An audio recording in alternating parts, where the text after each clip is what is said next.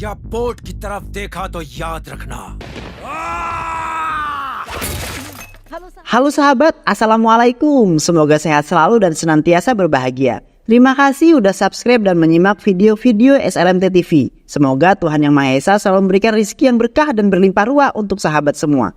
Nah, kali ini SLMT TV akan membawakan alur cerita film yang berjudul Catrapati. Bagaimana keseruan filmnya? Nggak perlu banyak basa-basi lagi. Ini dia alur ceritanya.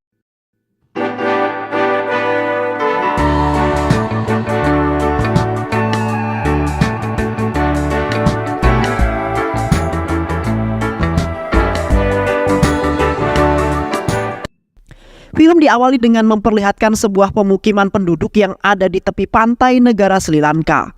Ternyata pemukiman tersebut dibangun oleh orang India yang pergi ke Sri Lanka secara ilegal. Suatu hari seorang emak bernama Parvati tengah menceritakan kisah Catrapati kepada kedua orang putranya yang bernama Shivaji dan Ashok. Parvati menjelaskan kepada mereka bahwa Catrapati adalah orang yang selalu hidup untuk masyarakat. Usut punya usut, ternyata Shivaji bukanlah anak kandung dari Parvati, melainkan dia adalah anak tiri Parvati. Namun walaupun demikian, Parvati tidak pernah membeda-bedakan kasih sayang kepada kedua putra tercintanya. Parvati menyayangi Shivaji seperti anak kandungnya sendiri. Begitulah dengan Shivaji, dia sangat menyayangi Parvati seperti emak kandungnya sendiri. Suatu ketika Shivaji berkata kepada emaknya itu bahwa jika nanti dia sudah besar, dia akan membuatkan rumah yang sangat besar kepada emaknya tersebut. Dia juga berjanji akan memperlakukan emaknya seperti seorang ratu. Parvati tentu saja senang mendengar hal tersebut. Dia lalu memberikan Shivaji sebuah kalung, hasil buatan tangannya sendiri. Namun Ashok yang kesal dan cemburu melihat perhatian emaknya itu kemudian mendorong Shivaji hingga tersungkur ke belakang. Parvati lalu memeluk Ashok dan juga Shivaji. Dia meminta kepada mereka untuk hidup bergandengan dan saling menjaga satu sama lain. Beberapa hari kemudian Shivaji datang menemui Parvati dan memberikan 2 buah mangga. Shivaji mengetahui bahwa emaknya tersebut menyukai mangga. Parvati senang kemudian bertanya kepada Shivaji dari mana dia mendapatkan 2 mangga tersebut. Dari kejauhan Ashok mengatakan kepada emaknya bahwa mangga itu didapat Shivaji setelah mencuri dari kebun Santana. Shivaji menegaskan kepada emaknya bahwa dia tidak pernah mencuri mangga tersebut.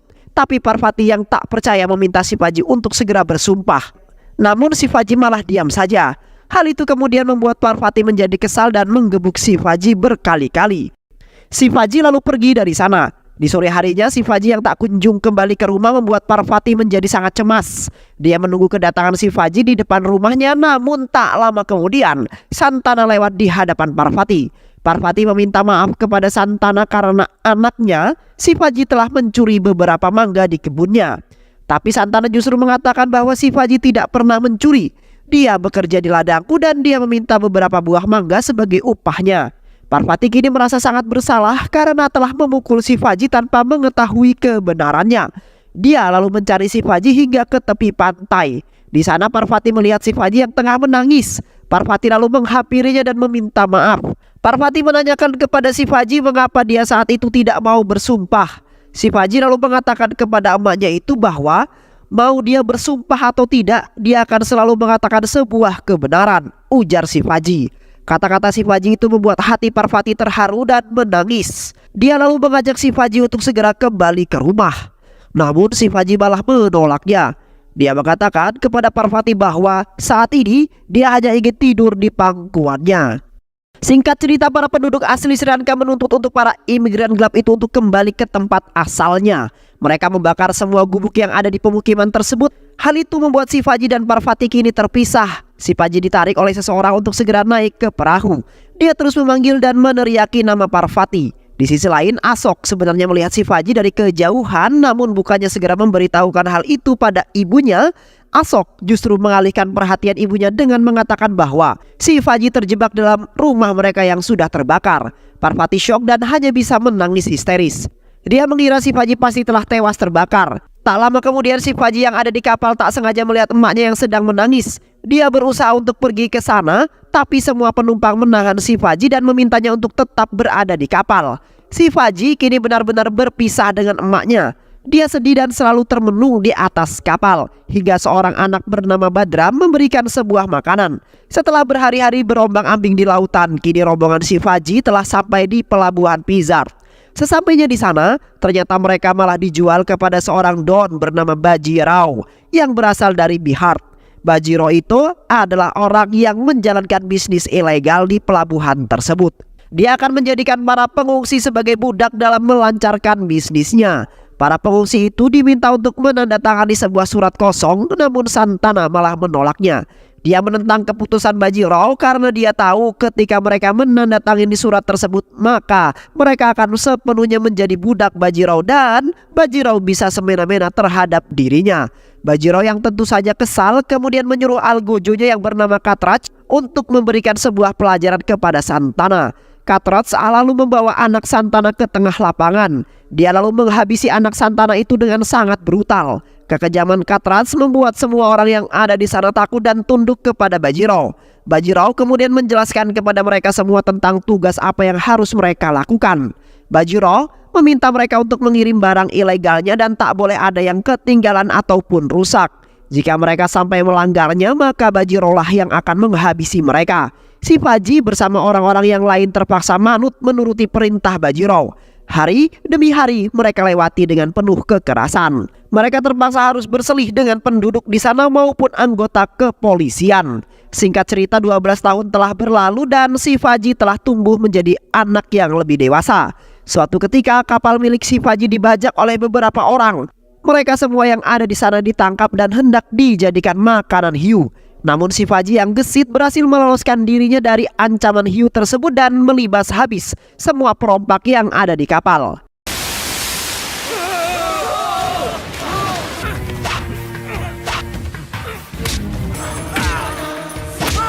Shivaji berhasil menyelamatkan Badram, Ajay, dan dua teman yang lain. Shivaji berhasil mendarat dengan selamat dan langsung disambut oleh adik perempuan Ajay di kamp penampungan Bajirao.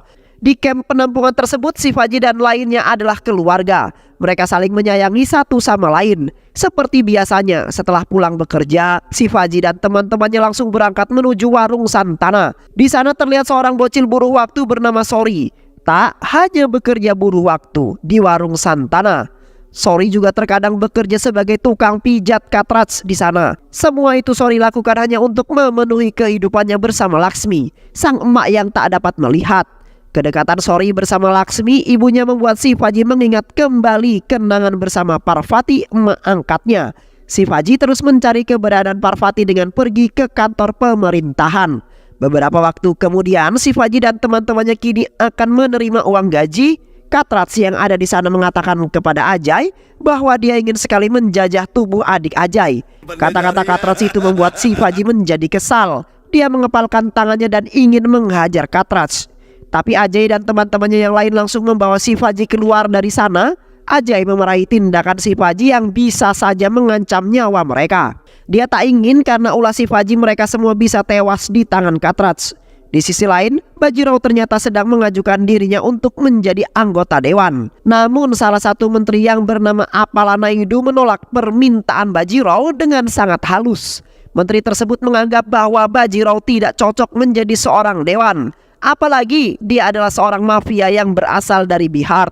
Bajirao tak terima dengan keputusan tersebut. Dia lalu menampar menteri di hadapan semua orang. Ketua menteri yang melihat hal tersebut lalu memarahi Bajirao. Namun Bajirao malah menampar ketua menteri tersebut. Ketua menteri yang kesal kemudian memastikan bahwa Bajirao tidak akan pernah menjadi seorang dewan. Bajirao yang mengetahui hal tersebut kemudian menghubungi kakaknya yang bernama Ras Bihari. Ras Bihari yang mendapatkan laporan itu merasa geram. Dia kemudian bertindak dan keesokan harinya ketua menteri telah ditemukan tewas.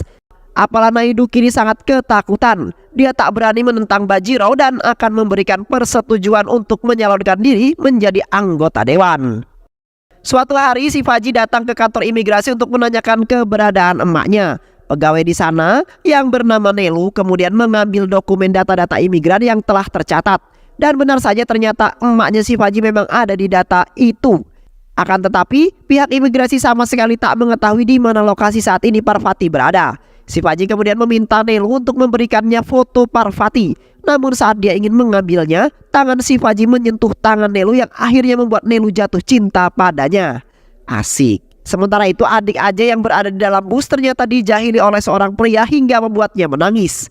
Si Faji dan teman-temannya yang mengetahui hal tersebut langsung naik pitam mencari siapa pelakunya. Satu persatu telapak tangan para penumpang diperiksa oleh si Faji. Pelaku yang ketakutan lalu memutuskan untuk melarikan diri. Namun apesnya, si Faji berhasil mendapatkannya. Si Faji menggeret orang itu ke tukang cukur untuk digunduli. Tapi di tengah proses tersebut, si Faji baru menyadari bahwa foto emaknya itu telah hilang. Si Faji lalu kembali ke dalam bus dan mencari, namun di sana sama sekali tak menemukan foto tersebut. Ternyata foto itu berada di tangan pria yang digunduli tadi. Pria itu berkata bahwa ini adalah foto ibuku. Tidak ada satupun yang bisa merebutnya dariku, ujar pria gundul tersebut. Usut punya usut, ternyata pria itu adalah Asok. Beberapa waktu kemudian terlihat Parvati yang sedang melakukan upacara untuk mengenang kematian si Faji. Parvati selalu melakukan upacara itu setiap tahunnya. Tak lama kemudian Asok datang menemui Parvati. Parvati mengatakan kepada Asok mengapa dia bisa botak demikian. Asok lalu mengatakan kepada emaknya bahwa dia sengaja botak untuk memperingati kematian si Faji. Asok sengaja menyembunyikan kebenciannya di depan emaknya sendiri. Parvati kemudian meminta Asok untuk segera menghanyutkan kendi yang berisi air Gangga tersebut ke laut. Parvati berharap air sungai Gangga yang di dalam kendi bisa memenangkan arwah si Faji. Asok sangat kesal melihat perhatian dan kasih sayang emaknya itu kepada si Faji.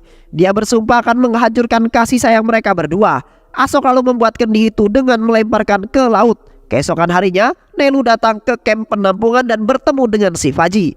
Dia mengatakan kepada si Faji bahwa kehadirannya di sini untuk memberikan surat kakaknya dari Suri kepada Laksmi. Kakaknya Suri ingin agar Laksmi bisa dibawa ke tempatnya, yaitu Dubai, agar matanya itu bisa diobati. Namun Laksmi sudah pasrah terlebih dahulu. Dia yakin bahwa Katraj tidak akan mengizinkan dia bersama Suri pergi ke kamp penampungan ini. Si Faji lalu berjanji akan membuat Laksmi dan Suri bisa pergi dari sini. Si Faji lalu pergi menemui Katraj dan menyampaikan maksud kedatangannya. Katraj yang mendengar hal tersebut tidak mengizinkan Laksmi dan Suri pergi ke kamp penampungan ini. Dia mengatakan kepada si Faji, jika Katraj pergi dari sini, lantas siapa yang akan menggantikannya untuk memijat diriku, hah? Si Faji lalu mengajukan dirinya untuk menggantikan posisi Suri. Dia lalu dites untuk memijat badannya Katraj. Dan setelah beberapa waktu, Katraj pun mengizinkan Laksmi dan Suri untuk pergi dari sini. Dan si Faji yang akan menggantikan Suri untuk memijat dirinya. Keesokan harinya Suri sangat senang sekali karena sebentar lagi dia dan ibunya akan pergi ke Dubai. Si Faji yang melihat kebahagiaan Suri kemudian pergi ke pasar untuk membelikan Suri beberapa baju yang baru.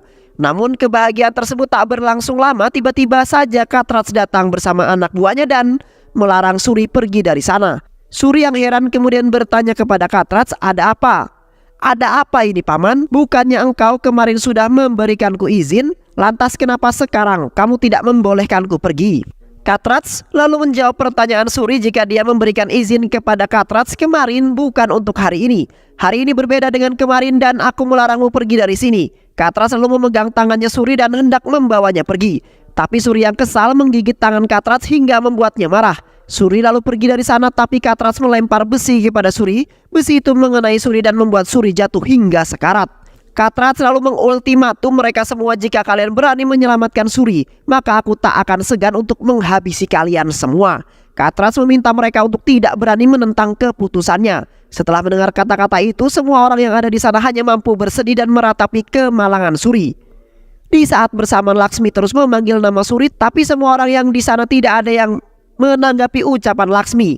Mereka tidak ingin Laksmi mengetahui apa yang sekarang menimpa Suri. Tak lama kemudian si Faji telah kembali dari pasar. Ia ingin memberi baju baru itu kepada Suri, namun dia langsung murka ketika melihat Suri yang sudah jatuh sekarat.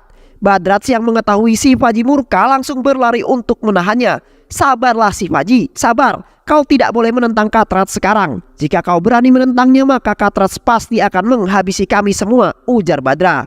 Tapi si Faji yang kadung termakan emosi sama sekali tak peduli dengan peringatan Badra.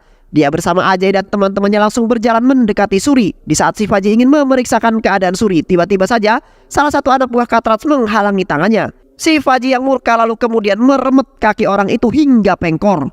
Katrats yang mengetahui hal itu tentu saja diam begitu saja. Dia memerintahkan anak buahnya untuk menghabisi Shivaji dan teman-temannya. Pertikaian pun tak dapat dihindari. Shivaji berhasil memukul Katrats hingga membuatnya kelelahan. Namun Katrats yang kuat berhasil membuat posisi Shivaji kini terpojok. Ternyata perkelahian Shivaji dengan Katrats itu juga disaksikan oleh Ashok yang ada di sana. Shivaji yang terdesak kemudian merogoh-rogoh pasir dan menemukan sebuah kendi. Katrats selalu digebuk dengan kendi tersebut. Shivaji lalu memanfaatkan momen tersebut untuk menghabisi Katrats. Keesokan harinya, Menteri Appalanayudu memanggil Shivaji ke hadapannya. Dia meminta Shivaji untuk bergabung dengannya. Namun Shivaji menolak permintaan tersebut.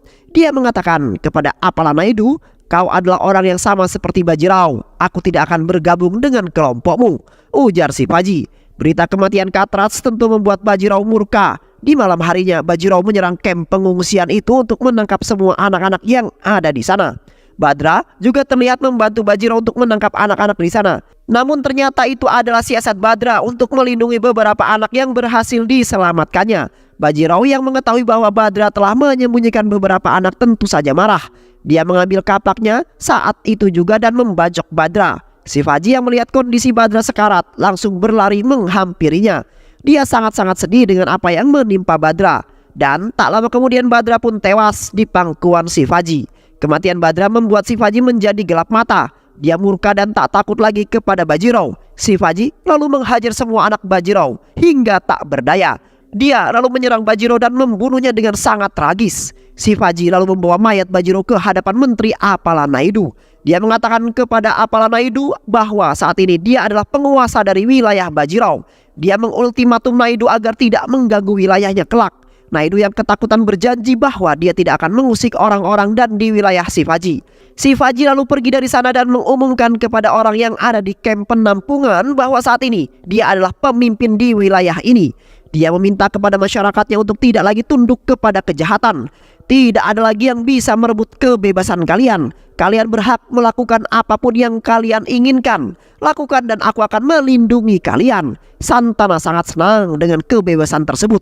Dia berterima kasih kepada Shivaji dan mengatakan bahwa saat ini Shivaji bukanlah Shivaji yang dulu, melainkan dia adalah Chhatrapati, pelindung masyarakat.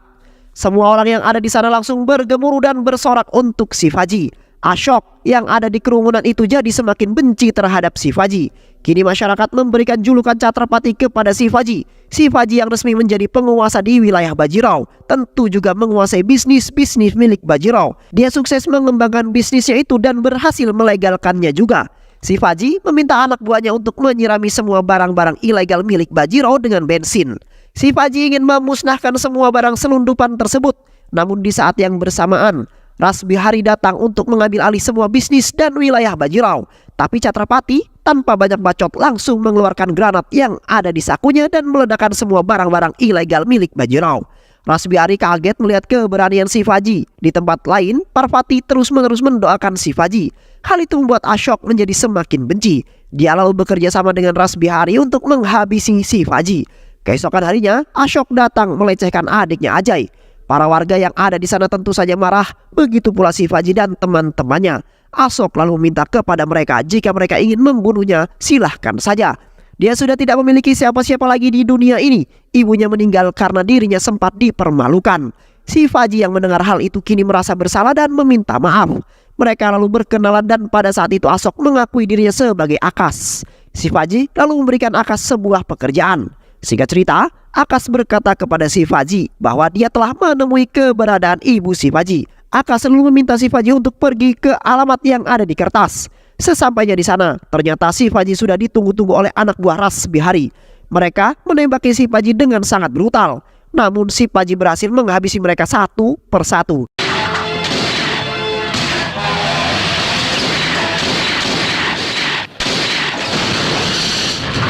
Di sisi lain, Akas terlihat sangat bahagia karena mengira bahwa saat ini Shivaji pasti telah tewas. Dia lalu menghubungi seorang yang ada di sana, namun Shivaji malah mengangkatnya dan mengatakan kepada Akas bahwa Chhatrapati masih hidup. Akas terkejut mendengar kata-kata tersebut dan tak lama kemudian Shivaji datang menemui Akas dengan sangat murka. Akas selalu memperkenalkan dirinya yang sebenarnya bahwa dia adalah Ashok, bukanlah Akas. Shivaji yang mendengar hal tersebut kini sangat bahagia. Dia sama sekali tak menyangka bahwa adiknya masih hidup. Namun Ashok yang mendengar kata-kata itu menjadi kesal dan menyanggah bahwa dia bukanlah adik Shivaji. Kita memang berasal dari kecebong yang sama, tapi kita lahiri ibu yang berbeda. Shivaji lalu mengatakan kepada Ashok bagaimana kabar emaknya itu. Dia juga akan memberikan segalanya jika Ashok mau mempertemukan dia dengan emaknya. Namun Ashok yang membenci Shivaji tentu saja menolaknya. Asal kau tahu ya, aku sudah dari kecil membenci dirimu karena emakku justru sangat menyayangimu, ujar Ashok. Ashok berniat untuk mempermalukan Shivaji di depan emaknya sendiri. Dia melakukan sebuah sandiwara dengan menghubungi emaknya. Ashok mengatakan kepada Parvati bahwa saat ini dia melihat seorang laki-laki bernama Chhatrapati sedang menghabisi seorang gadis. Dia juga mengatakan kepada Parvati jika saat ini ia sangat takut sekali karena Chhatrapati akan menghabisi dirinya. Ashok lalu menembak dirinya sendiri agar membuat emaknya percaya bahwa itu adalah ulah dari Chhatrapati. Shivaji tentu saja shock melihat Ashok yang sudah bersimbah darah. Dia ingin membawa Ashok ke rumah sakit, tapi Ashok menolaknya.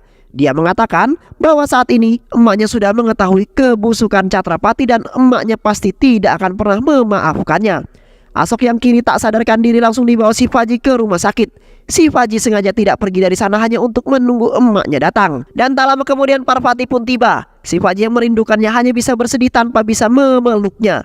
Parvati lalu menangis melihat Ashok. Seseorang yang menunjukkan kepada Parvati bahwa laki-laki di sana adalah Chhatrapati. Parvati langsung memarah-marahinya tanpa mengetahui bahwa orang tersebut adalah Shivaji, putranya sendiri. Parvati juga mengatakan bahwa nama Chhatrapati itu tidak pantas berada pada seorang pembunuh seperti dirinya.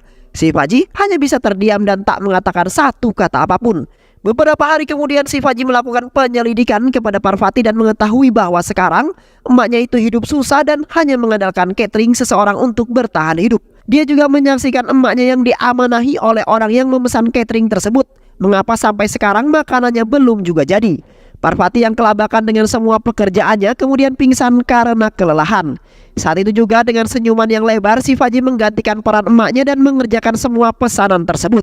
Shivaji terlihat sangat bahagia karena dia kembali mengingat kenangan indah bersama emaknya dulu. Shivaji meminta Nelu untuk mengaku bahwa dirinya lah yang telah membantu Parvati menyelesaikan cateringnya. Kini Shivaji bingung bagaimana caranya agar dia bisa membuat hidup emaknya jauh lebih berarti. Dia tahu bahwa Ashok tak mungkin mau menerima bantuan langsung dari dirinya. Ajay dan teman-teman Shivaji yang memiliki ide kemudian datang ke kantor pemerintahan. Mereka meminta agar proyek pembangunan jembatan diserahkan kepada orang yang bernama Ashok.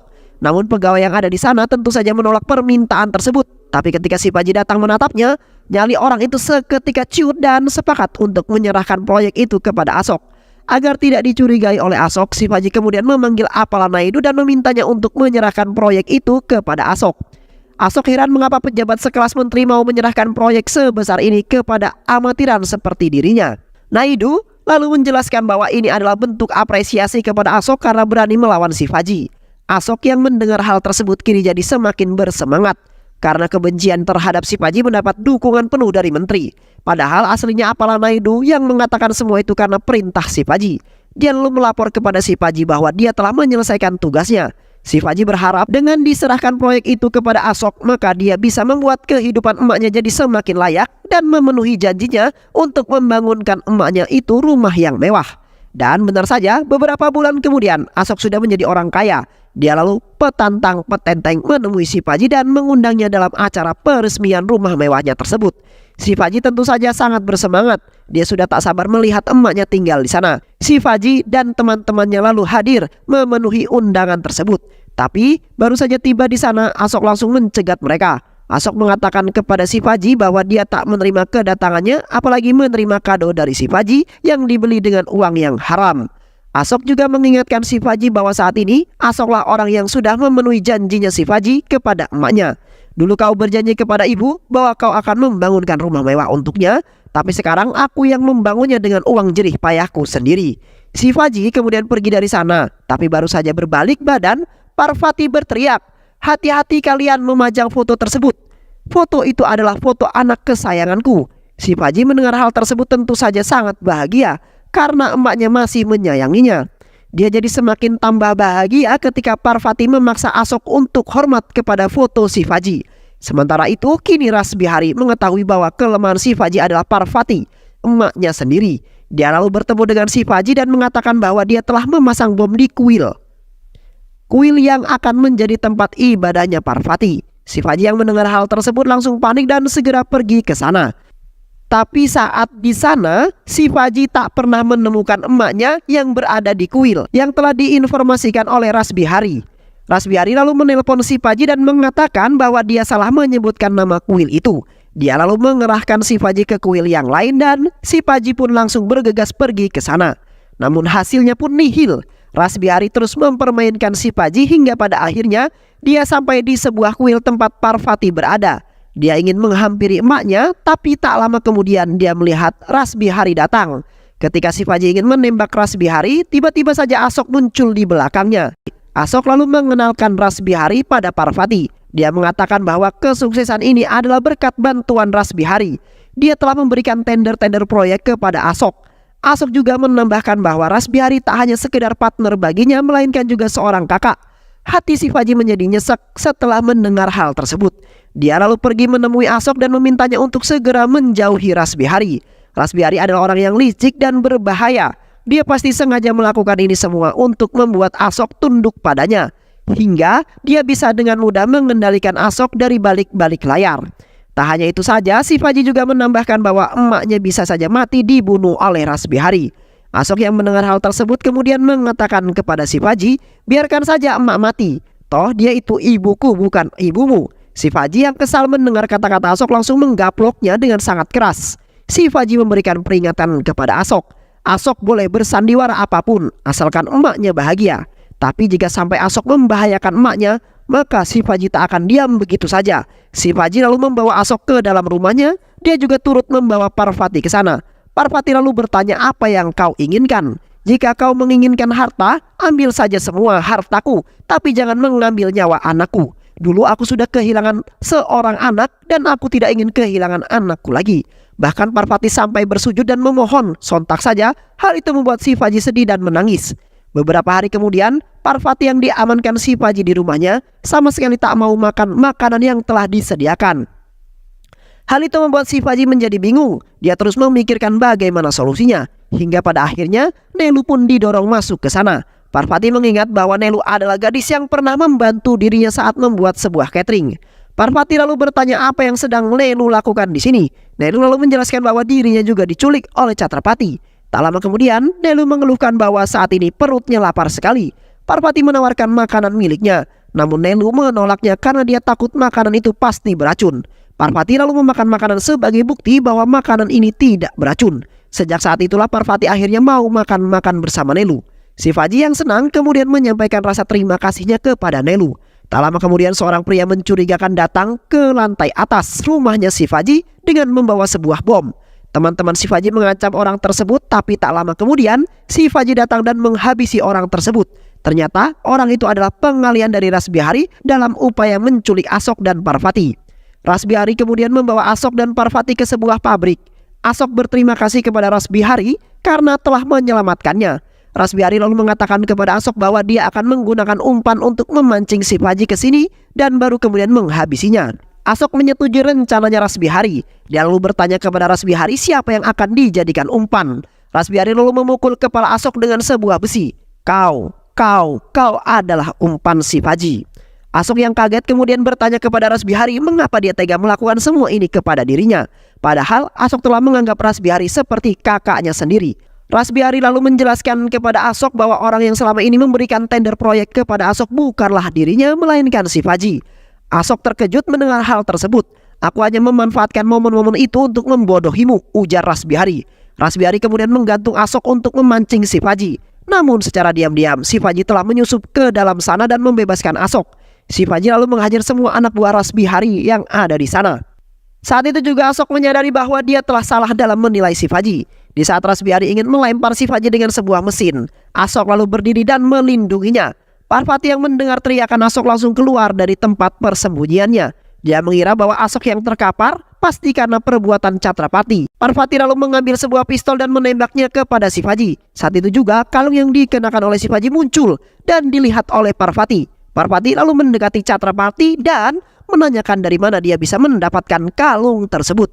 Parvati menuduh Chatrapati karena telah mencuri kalung tersebut. Dia lalu meminta Chatrapati untuk segera bersumpah. Namun bukannya bersumpah, Chhatrapati justru mengatakan bahwa mau dia bersumpah ataupun tidak, dia pasti akan mengatakan kata-kata yang jujur. Parvati yang mendengar kata-kata itu langsung shock dan mengingat kembali kenangan bersama Shivaji saat masih kecil. Dia kini menyadari bahwa Chhatrapati yang ada di depannya ini adalah Shivaji, anak tirinya yang sangat dia sayangi. Parvati menangis dan meminta maaf kepada Shivaji. Namun Shivaji meminta ibunya itu berhenti menangis. Shivaji yang sudah lemah tak berdaya meminta agar dirinya bisa tidur di pangkuan emaknya. Parvati kemudian mengusap kepala Shivaji sambil menangis. Tak lama kemudian, Rasbihari datang dan terus menghajar Shivaji. Shivaji yang lemah tak berdaya tentu tak mampu melawan mereka semua. Rasbihari lalu meminta Shivaji untuk segera bangun, namun Shivaji sama sekali tak mampu untuk berdiri. Tapi ketika Rasbihari hendak menggaplok Parvati, saat itu juga Shivaji bangkit dan langsung menggaplok anak buah Rasbihari hingga kepalanya muter 360 derajat. Shivaji lalu menghajar Rasbihari dengan membabi buta. Dia lalu melempar tubuh Rasbihari ke dalam mesin pemanggang. 3 bulan kemudian, Parvati bersama kedua anaknya telah berkumpul kembali. Asok telah menerima Shivaji sebagai kakaknya dan tidak ada rasa benci dalam hatinya. Saat itu mereka hendak pergi ke rumah calon mempelai wanita. Nelu yang gagal paham lalu mengancam Shivaji dengan sebuah pisau. Padahal calon mempelai wanita yang dimaksud bukanlah untuk Shivaji, melainkan untuk Asok. Dan film pun selesai.